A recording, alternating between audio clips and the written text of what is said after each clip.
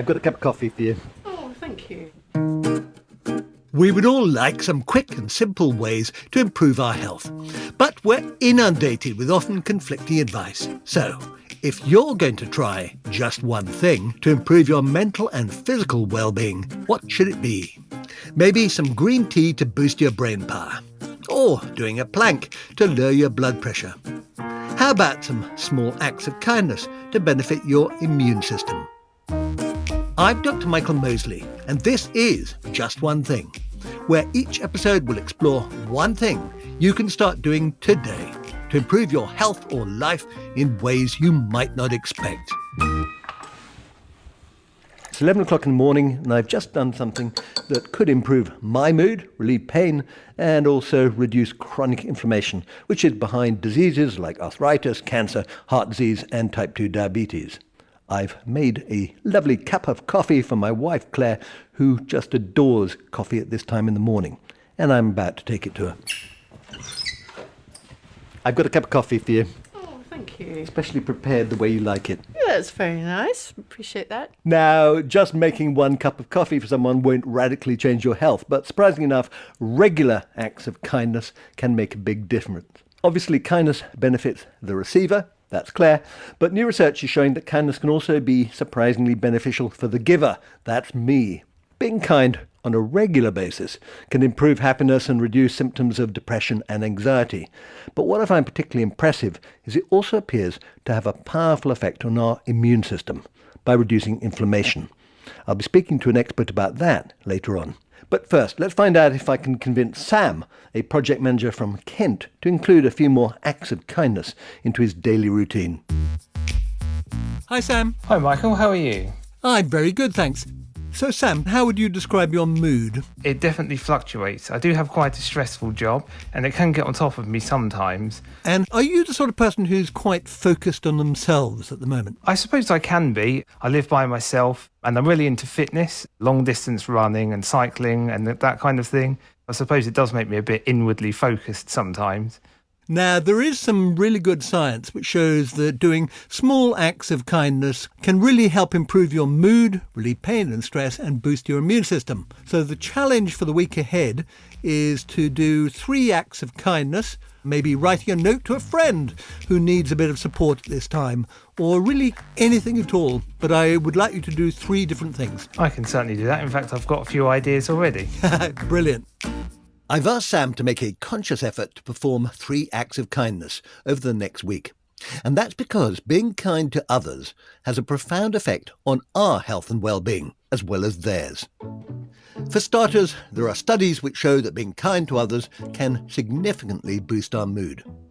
In a 2023 study, scientists randomly allocated people with mild depression, anxiety or stress to 3 groups.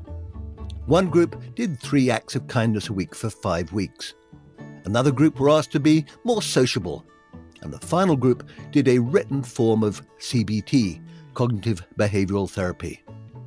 The scientists found that doing acts of kindness had the biggest effect on mood, significantly reducing anxiety and depression, and they concluded acts of kindness results in greater well-being benefits than established CBT techniques. But how and why does being kind improve our mood? Well, brain scans show that when someone decides to be generous or to cooperate with others, this activates an area of the brain called the striatum. It's a structure in the brain that responds to things we find rewarding, such as eating tasty food or consuming addictive drugs. Activating your striatum is believed to be the biological basis of the warm glow of good feelings we get from being kind. But brain scans also reveal something else that is just as surprising. Kindness can help relieve pain. In a recent rather macabre study, volunteers were given painful electric shocks while deciding whether to donate money or not. Those who donated experienced less pain. Another study found that donating blood hurt less than having blood taken for a test, even if the needle was twice as thick. As well as the impact of kindness on mood and pain, there's some fascinating research on how being kind to other people can reduce stress hormones and chronic inflammation, which can benefit your overall health. I'll be talking to an expert about that later. But first, let's find out how Sam is getting on with his acts of kindness. It's day 4 now of my week of random acts of kindness. I've done 2 of my 3 things so far. I've done something very nice for one of my friends and for my mum. For my mum, I wrote her a nice big long note, basically from myself, my dad and my brother, just telling her how much we appreciate her. She was very happy with that. And I have to say, I have noticed a difference in my mood. I feel a lot more optimistic than I usually do. And it has had a really great positive effect on some of my relationships as well. It kind of surprised me just how much people appreciated it really when it came out of the blue rather than something planned. So I'm really looking forward to thinking up something great for my last act of kindness later in the week. We'll check in with Sam again at the end of the week. But now I'm speaking to Dr Tristan Inagaki from San Diego State University, who studies the health benefits of kindness and who has discovered, incredibly, that it can reduce chronic inflammation. Hello there. Hi. Now, I think this is absolutely fascinating. Can you tell me about your recent study on kindness and inflammation? Sure. So in this paper, we're presenting findings from 2 different studies that were conducted on adults between the ages of 25 and 76.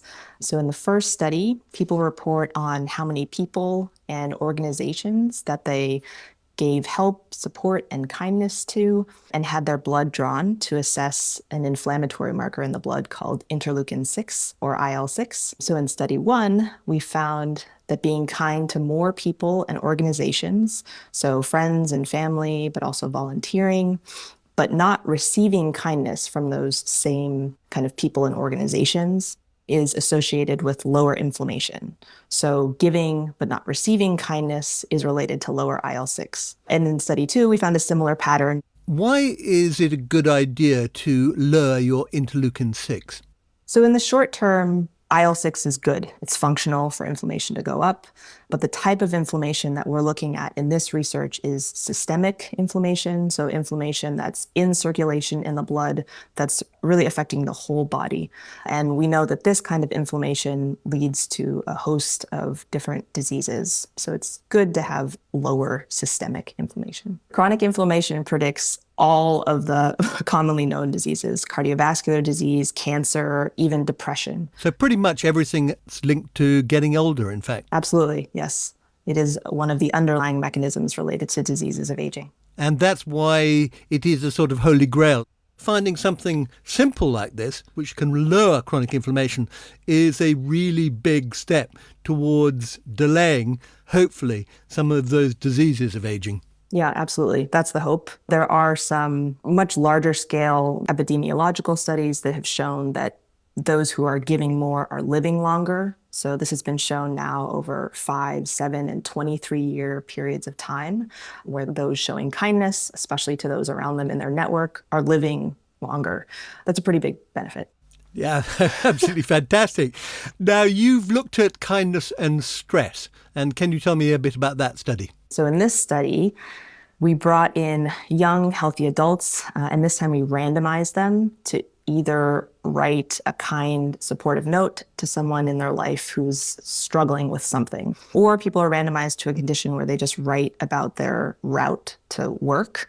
Then everyone completes this stressful task, and we collect feelings of stress and their physiology kind of throughout that session. So the kindness condition did reduce their physiological response to the stressor, so a lower systolic blood pressure response, for example. Interesting. Is there a link between stress and chronic inflammation? Absolutely. A very strong link. So those who are more, especially chronically stressed, do show much larger systemic inflammation. Could it be that is one of the main mechanisms that's happening here, that you're being selfless, you're being kind, that's reducing your stress levels, and that is what is reducing the inflammation? Or do you think there is another mechanism?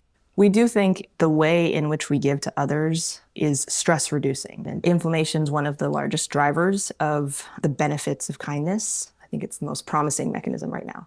This is interesting because you would imagine that the benefits of being kind are largely down to being social.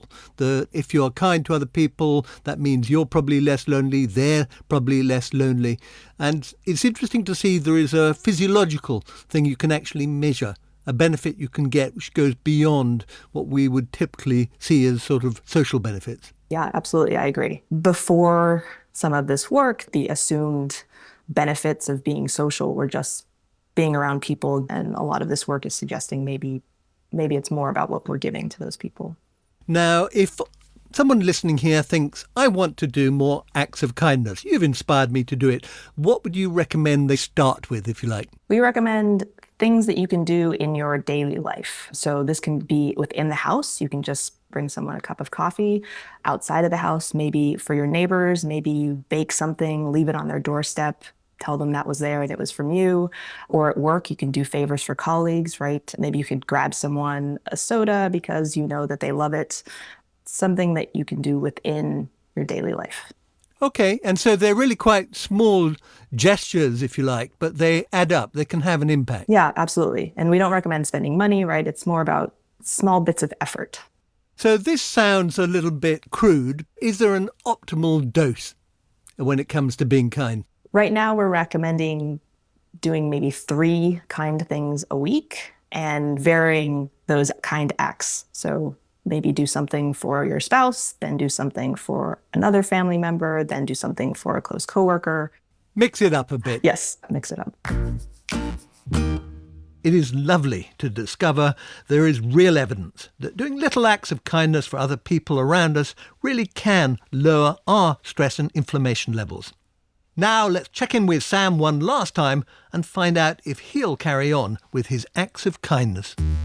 So here we are at the end of the week. It's been an interesting one, I have to say, but I have enjoyed the process. For my final act of kindness, I helped out my brother. He's been having a tough time lately, so I looked after his kids for a day so him and his wife could take the day off. And I know he really appreciated that as well. So I think it has affected my life in quite a nice way. I definitely find it easy to connect with some of the people in my life having done this, and I'm hoping that will transfer to other people as well. Maybe it'll be easy to make new friends or new acquaintances. It's definitely something that I want to keep doing moving forward. It's great to hear that Sam has enjoyed his kindness challenge, and I've tried to include more kind acts into my daily routine as well. As Dr. Inagaki mentioned, they don't have to be grand gestures. Right now, I'm just writing a short note to a friend of mine who's going through a bit of a rough patch. I'm primarily doing it to cheer him up, but it doesn't hurt to know it's also having a positive effect on my immune system. So being kind, even if they are small gestures, why not give it a go? It will make the other person happy, and it just might reduce your chronic inflammation. That's it. It's just one thing you can do now, which really could benefit your body and life. If you want to hear more of the series, why not subscribe on BBC Sounds? On the next episode of Just One Thing, it's vitamin D-Lightful. How taking this tiny supplement can improve your mood, keep your bones healthy, and help to optimize your immune system.